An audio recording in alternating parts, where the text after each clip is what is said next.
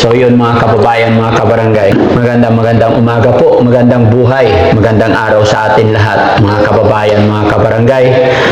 Ito po yung schedule. First attempt, unang araw na pagdadala natin kay Ate Charmaine sa pagamutan. Sira na yung mukha mo. Hindi ko na magpahinga.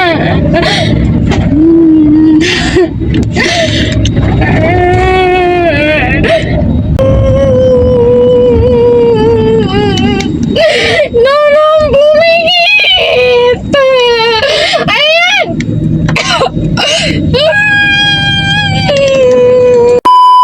Charmaine, okay ka lang? Okay ka lang, Charmaine? Ha?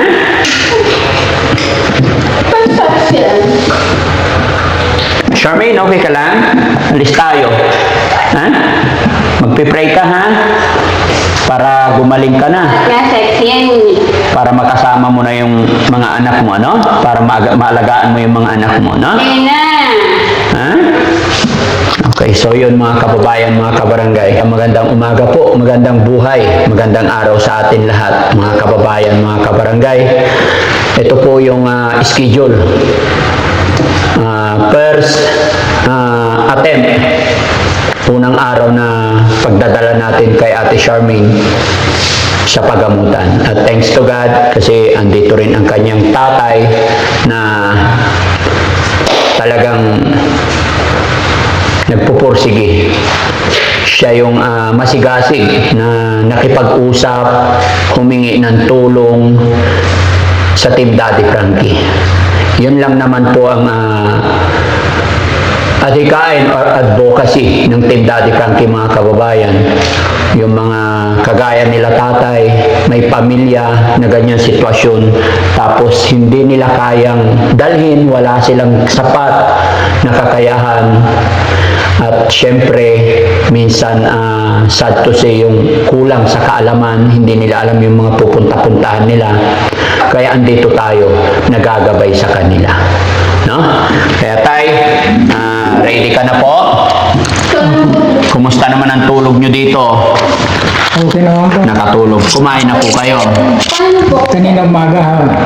Kanina umaga, hindi pa nagla-lunch? Hindi pa. Hindi pa. Sige, walang problema yan tay. Papakainin ko po kayo kahit sa biyahe na lang, no? Sakto alas 12. Kaya pala hindi pa, kasi mga kababayan, kararating lang namin. Galing kami sa misyon. Although ito po yung schedule.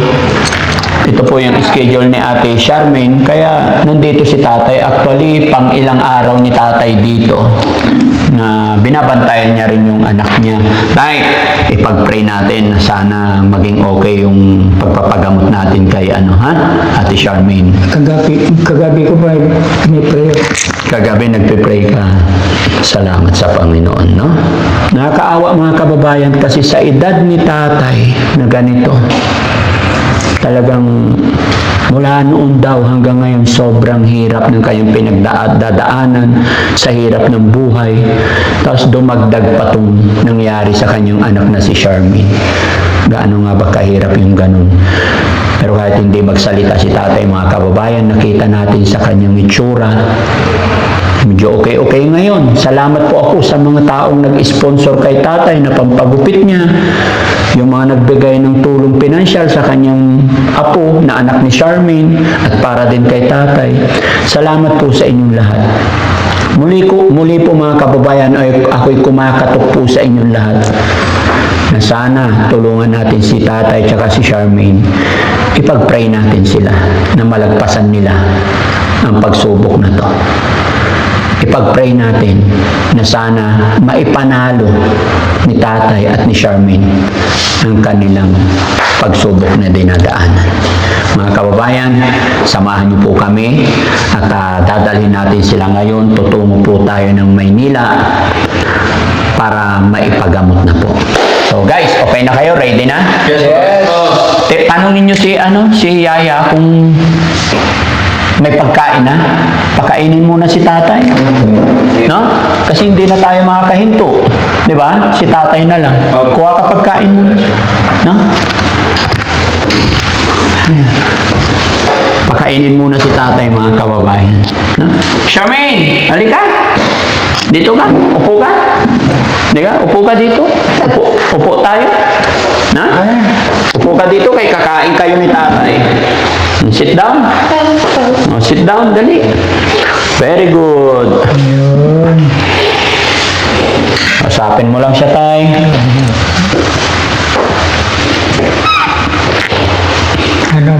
Nalamigan na yung katawan mo.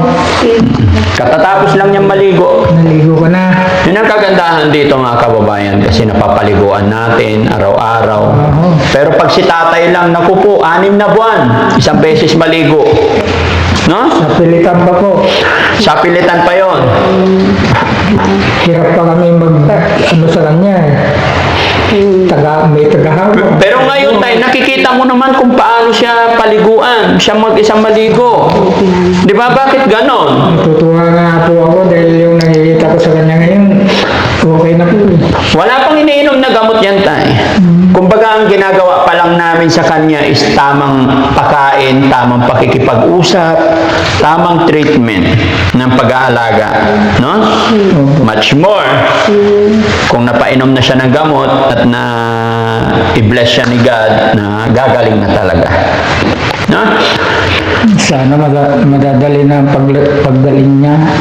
Huwag lang tayo mawala ng pag-asa, tayo. Magtiwala lang po tayo kay God. Opo.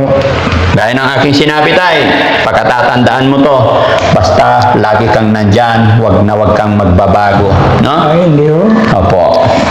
Ni tay, kasi syempre, marami na akong natulungan na mga ganyan, pagdating sa kalagitnaan, medyo nag-iiba, nagbabago. Ayaw kong sabihin, ayaw ko na magsalita, basta alam ko, naintindihan mo ko. Okay. Malaki. Yeah, ba't di mo pa pala napakain si tatay? Ayun na. Kain ka muna tayo bago tayo bumiyahe. Sige, bigyan. Ayan, maggulay ka tayo. Sige tayo, kain ka. Tubig yan. Sige, okay na si Charmin tayo. Napakain na yan. Kasi magbabiyahe po tayo. Ikaw lang, pinakain na ni Yaya yan. Sige. Kahit po tayo. Sige lang tayo, sige lang.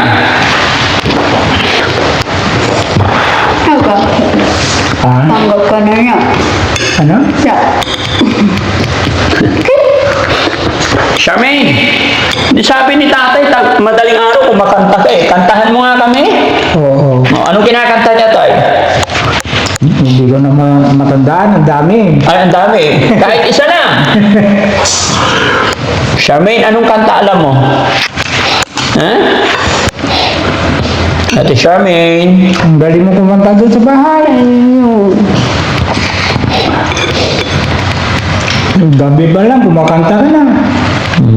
Bakit hindi mo pagbigyan si Daddy Frankie ngayon? Hinihiling niya. Marunong ka naman. Marunong. Mamaya sa biyahe, pag hindi kumanta si Ate Charmaine, mapipilitan kumanta si tatay. Oo. Kasama sa ano yan? Hindi naman po ako marunong. Ay, hindi pwede. Kasama sa buhay yan, tay.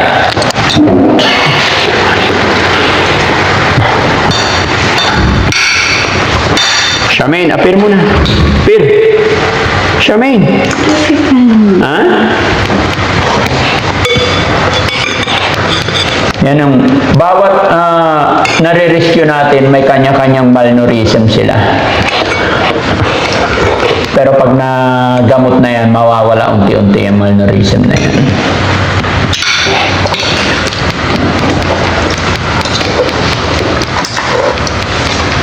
Kain ka marami tayo para pati ikaw tumaba. Gusto ko tayo pati ikaw, tumira muna dito kahit isang buwan eh. Sisiguraduhin ko sa'yo tayo, isang buwan tataba yan. Wala nang mag-asikaso sa mga bata. Yun lang, no?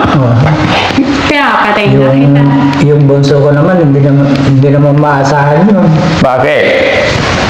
Medyo may pagkatanda. Pinapatay na kita. Namamasada. Hindi rin ho. nagbabay. Sino yung namamasada? Wala ho eh. Bali, service lang ho yun. Pagka may emergency kami, yun lang po.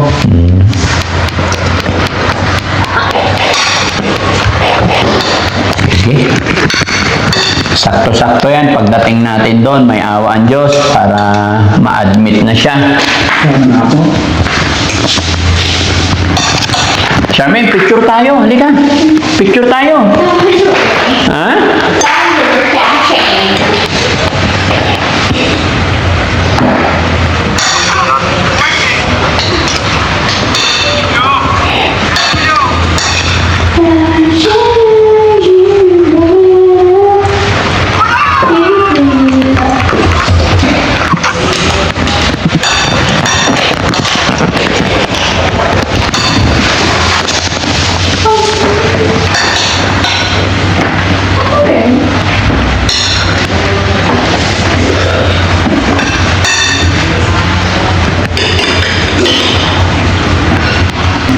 Busog na ho eh. Busog na. Kaya na. Sige, pag nasa biyahe, sabihin mo lang tayo pag iihi, ha? Kung ano ang problema, anong kailangan, sasabihin nyo lang sa akin, ha? Opo.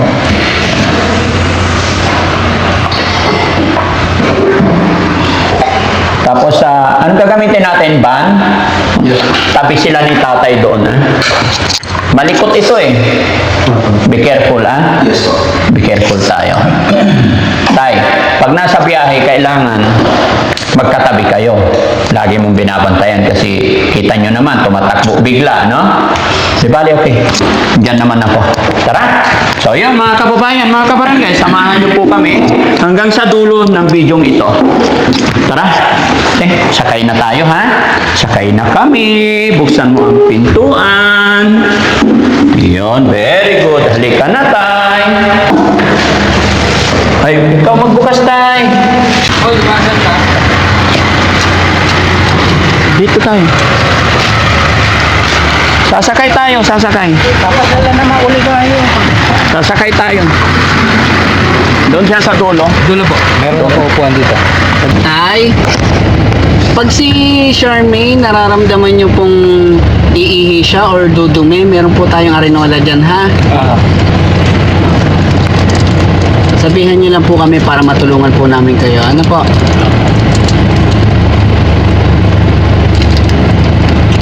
Sabi niyo sa sakin. Huwag full charge ka, kuya? Hindi. Hindi lang yan. May babasap sa Ako bumili si baby ko. Mabango pati. sige sa patay. Ayos pa.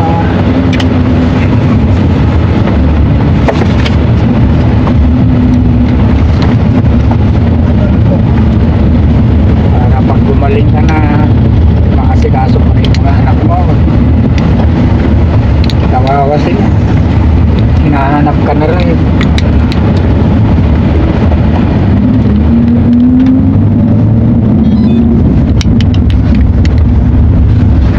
Ikaw, hindi mo na namimiss yung mga anak mo? Ha? Hindi mo namimiss? Paano mo to? Sa may, harap na. Tayo, patay ka na, dyan. Patay ka na, dyan naman eh. Iba naman ang sinasabi mo eh. Excel lang. Ba't patay ka na, dyan? Hardware kasi pala. Tinatanong ko sa'yo kung namimiss mo na yung mga anak mo. Yung Pumasok na naman ngayon sila. Wala ako doon. Sino kaya nag-asikaso kanila doon? Si Ate Krista. Ay, ang gusto nga dyan niya.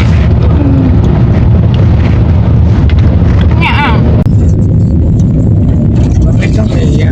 Ano, iiyak ka?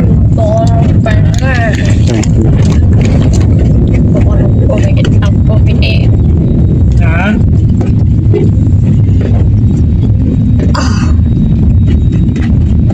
Iniiyak ka mo.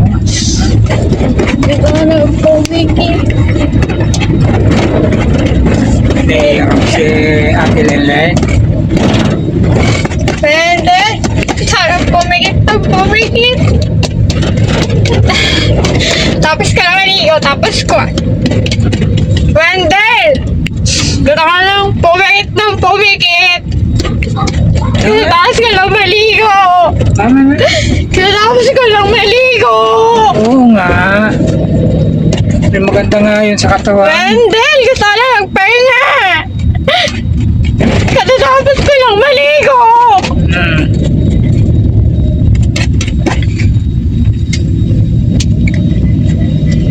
Tama na.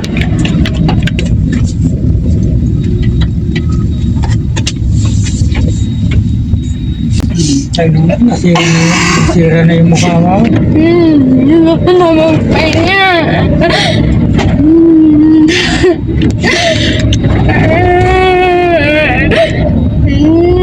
Tama.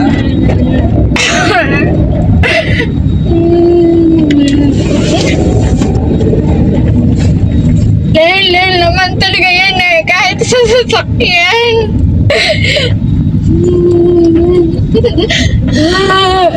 Sila lang yan, kahit sa sasakyan. Hindi ko maintindihan. Bakit yung yung marami yung may nawawala? Yung marami hindi nawawala.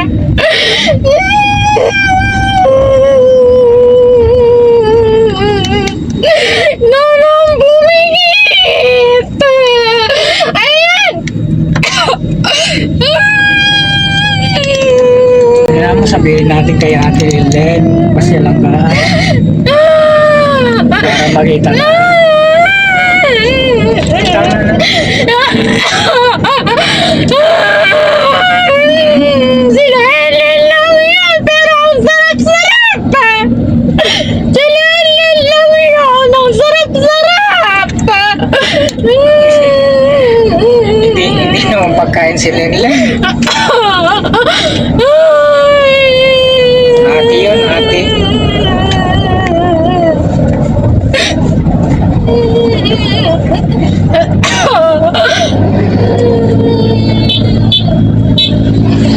Kaya pagkanin mo, pasilan natin siya para makita mo sila. Anak, Sino po yung tay kapatid niya? panganay nila nasa Taguig. Pero nung nasa inyo, umiiyak talaga siya ng ganyan. Nung nasa inyo, umiiyak po talaga ng ganyan. Lagi niya namimiss.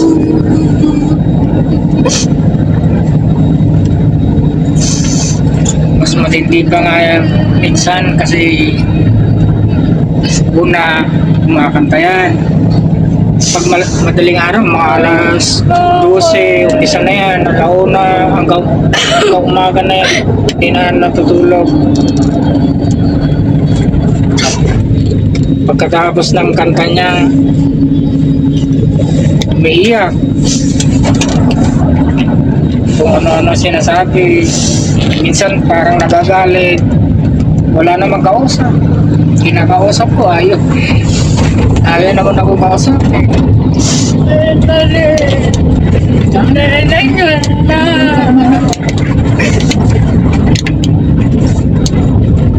Ang isipin mo yung paggaling mo, hindi yung ano-ano diyan. Naririnig mo na Sila lang naman talaga yan eh. Kahit sa sasakyan. wala naman dito si Ate Lele. Ano niya? Ang sex mo kuki.